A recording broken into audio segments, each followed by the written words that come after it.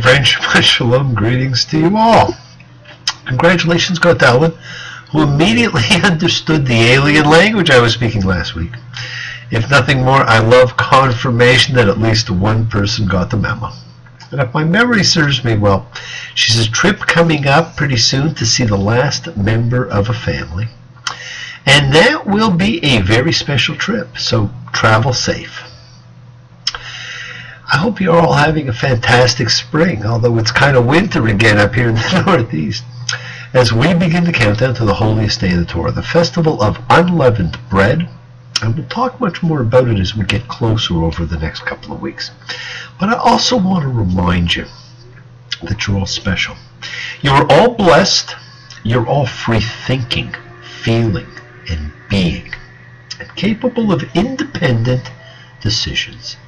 Take your own leaps of faith and do not let the dogma and beliefs of others undermine your personal experience and perception of reality. And a special greeting and my heartfelt welcome goes out to Mike. I am so glad that you've been enjoying our presentations, and I hope you continue to.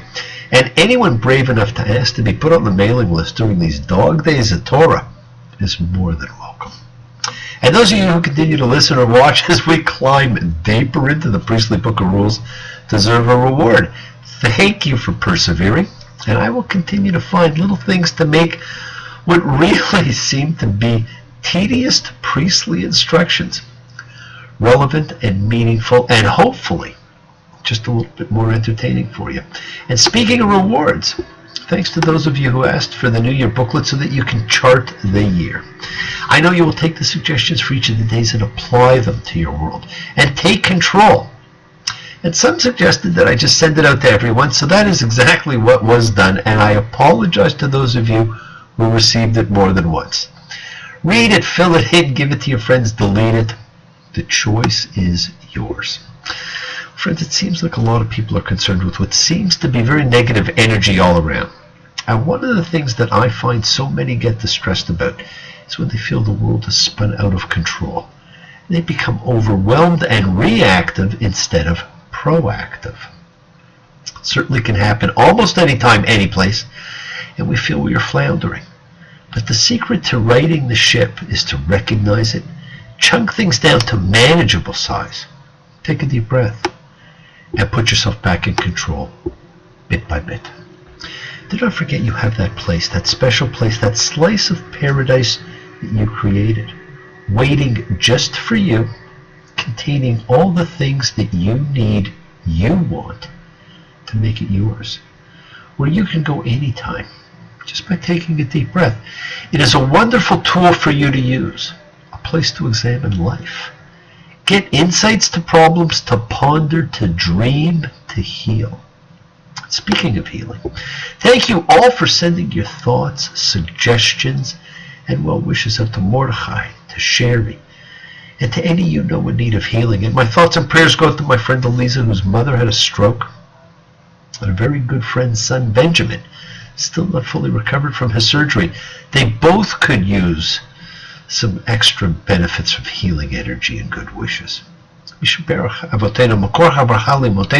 the source of strength who bless the ones before us help us find the courage to make our lives a blessing and bless those in need of healing with the renewal of body, the renewal of spirit. The healing energy you send out to the world heals the world. Comes back to you. So keep sending whatever good you can to those in need. It envelops the world in love, and like a boomerang, it does come back. Well, friends, spring always signifies certain things to me. Of course, it means Passover is upon us with the festive special meal called Seder. Masters Tournament, love is in the air. It was the beginning of baseball season the other day, which means that the real spring is pretty close. As John Fogerty put it, well, to beat the drum and hold the phone, the sun came out today. We're born again, there's new grass on the field. Put me in, coach, I'm ready to play today. Put me in, coach, I'm ready to play. Look at me, I can be center field. You can all be center field. Willie Mays, Joe DiMaggio, Mickey Mantle, the greats of baseball have nothing on any of you. Well, Happy New Year, everybody. This is some Parsha to read to inaugurate the year. In a normal year, this and next week's Parsha are read together, but in leap years, they are not. Now, I don't know if that's good or bad. If they were read together, we'd spend a little bit less time on them, but there is a reason for everything. To everything turn, turn, turn, there is a season. Turn, turn, turn, and a time to every purpose under heaven. Did anyone sing Early Dylan better than Roger McGuinn and the Byrds? I don't think so. And wouldn't it be great to know every purpose under heaven? Well, you can. Do not forget, this is the 1st of Nisan, the 9th of April this year. And friends, the 1st of Nisan begins the year. Exodus 12:1. Va'e'amer Adonai el Moshe va'el Aaron. And the Lord spoke to Moses and Aaron in the land of Egypt, saying, this month shall be for you the beginning of months. It shall be the first of the year to you. It shall be the first of months. That's interesting. Of course, most people in the modern era simply view the entry into the month of Nisan as the 2-minute warning before Passover. Except instead of 2 minutes, it's 2 weeks. See, Passover's on the full moon of Nisan, and we're at the new moon. So that's coming in about 2 weeks. So you better think about cleaning the place up, going to the store to buy some matzah, maybe thinking about staying on the proposed menu of unleavened bread, but then thinking how it really does not work that well with our normal foods. Checking to see what nights are Seder nights and where we're going. Or are we hosting? And friends, that's a very odd way to prepare for the Torah's holiest day of the year. And as I said, we will talk more about it. But friends, it's the first day of the year, the beginning of your annual chance to create the life you want. So create the life you want by creating the year you want. You are the crown of creation. You are the crown of creation, and you've got no place to go. You are the crown. You're the top. There is nowhere to go. So where do we go? Well, this is the beginning of the dermatological disorder section of the Bible. Tatzariah, she will bear seed. Now, this is the second parsha that deals with menstruation. The first was Rachel hiding the teraphim from Laban, and this is the first law dealing with the natural rhythm of womanhood and the truest rite of passage there is, one which many still consider a contamination. Now, this is a very strange parsha because of its implication that a woman giving birth has committed a sin. Wow, what a thought and what a legacy. The sacrifices after childbirth remind us that the act of giving birth is itself a miraculous encounter with divinity. And congratulations go to Lindsay and Mark, who are in the midst of that divine encounter. It's not to be regarded as just ordinary life. Instead, the Torah grants the event sanctity, significance, by demanding sacrifices. The new baby is a gift from God, and the mother naturally wants to reciprocate with a gift. She brings a burnt offering and a sin offering as her gifts to God who blessed her with a child. And we're going to talk about that horrible choice of term, sin offering. After the mother's days of purification were completed, she was readmitted to the tabernacle and the sacrificial service. At the same time, she was required to bring a burnt offering and a sin offering to the Lord. Leviticus 12:6. And when the days of her purification had been completed, whether for a son or for a daughter, she shall bring a sheep in its first year as a burnt offering, and a young dove or a turtle dove as a sin offering to the entrance of the tent of meeting to the Kohen. Now, the sin offering seems troubling to me. Did the woman sin by having a baby? On the contrary, she was fulfilling the commandment to be fruitful and multiply. So why did she need to bring a sin offering? Well, where do we go when we have a question we can't answer? We go to the Talmud. The Talmud explains, and I know it's not supposed to be funny, but I love some of these explanations. Anyhow, the Talmud says that when a woman is in the pain of childbirth, she might inadvertently curse her husband or take a vow never to let him touch her again. And because of that, she must bring a sin offering to exonerate herself from her rash vow or her resentful thoughts. Now, while women who've gone through the pain of childbirth may concur with some of the sentiments, this is hardly a credible interpretation. Now, a simpler explanation, I think, and again, this is just my explanation, is that a sin offering were often brought for purification purposes. Now, when that happened, the sin offering was not punishment or consequence of iniquity. It was simply part of the purification ritual. Now, along similar lines, a person who suffered an unnatural bodily discharge and a person being purified of leprosy also brought sin offerings, neither of which either are sins. This is a book of rules, not a book of explanations. So we're not going to find that many explanations here. So I try and find explanations to help you make more sense of what is there. And in a rule book emphasizing specifics, and that's all this is. The rule says the impurity of the woman literally in 30 days and 3 days. Now, when one adds the initial 7 days, the total period during which the woman is to avoid contact with consecrated things while she goes through the ritual of purification is the formulaic figure of 40 days. Very powerful biblical number. Now, the blood of the first 7 days is considered impure. Afterwards, her blood is deemed pure, but she must remain in this state for 33 days before she is freed of the impurity contracted at childbirth. Now, on a mystical level, the mother's 40-day journey through ritual and fitness is like a microcosm for her baby's own odyssey through life. See, 40 days, an embryo's heart has gone from being a single tube to a 4-chamber organ that pumps blood around their body. Their heartbeats are discernible by an ultrasound. Their skin is in place, covering the vital organs, liver, kidneys, lungs, all in place. Hands and feet developing. It's real.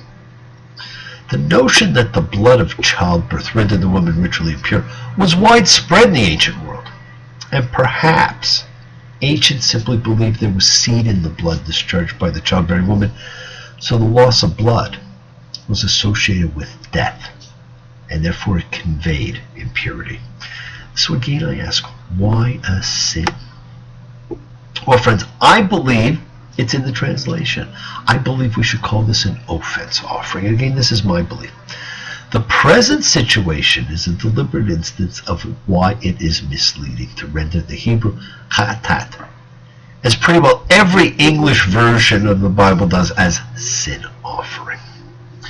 And I can't think of a translation that doesn't say sin offering. So it's me versus all the other translations.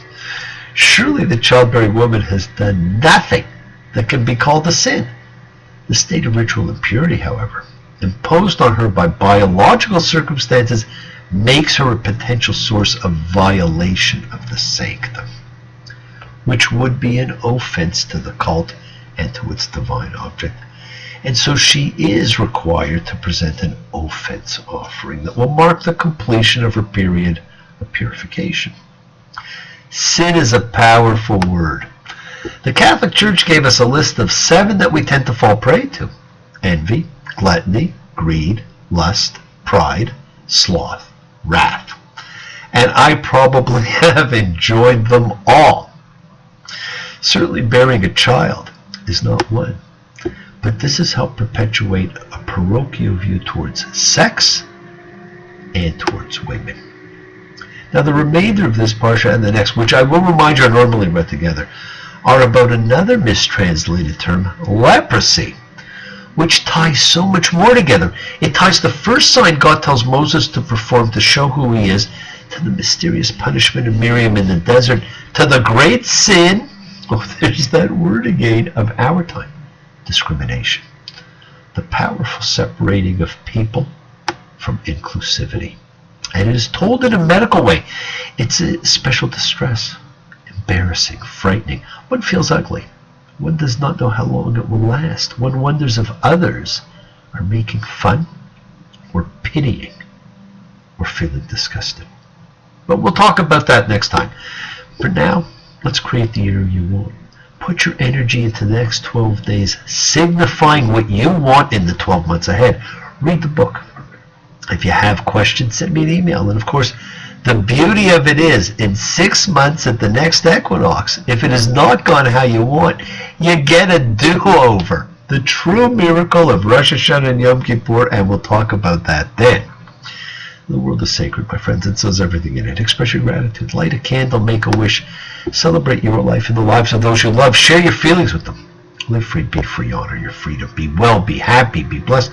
Share and honor the light, all live in the light, and continue to shine. Continue to send everybody you know goodwill and love. Pray for peace and freedom for everyone, and end to terror and hatred. Remember, friends, we are a community. We learn together, we celebrate each other, we love each other. Welcome, Mike. We share this ride together, men and women equally. Let us send out love, not fear. Send out peace, harmony, good healing to all who need it. Please do. Learn to forgive, learn to love. Open your hearts. Honor the relationships of your life. Tell those you love that you love them. Take advantage of the time that you have, and remember, the journey is yours to enjoy. It's a great journey. We take twists and turns, the patterns that weave through the fabric of our lives in our effort to grow, to learn, to be, to love, to grow as much as you can. So please do continue to love. Share the light with all who live in the light and all who need the light. Send healing and love to all who need it. Truth is love. And you're starting from scratch. You're starting, with a blank slate. You can imprint your will as you want. So what do you want? Be true to yourselves. This is not the time to lie. Why do people lie? Lying only breaks their hearts and tears their lives apart, making them cry. Tell me why. Tell me why. Why is it true? Why? Tell me why do people lie? Kenny Loggins' great song, Why Do People Lie? Bless you all. Have a fantastic week, a week of love and light and peace and healing and thanks. And send your goodwill to those who need it. If you have questions over these 12 days, please let me know. Keep on dreaming, keep being, keep teaching, keep sharing, keep shining. Keep spreading your holiness. And thank you all for joining me. Shabbat Shalom. It's always a pleasure. Thank you so much. Take care. We'll see you in a week. Bye.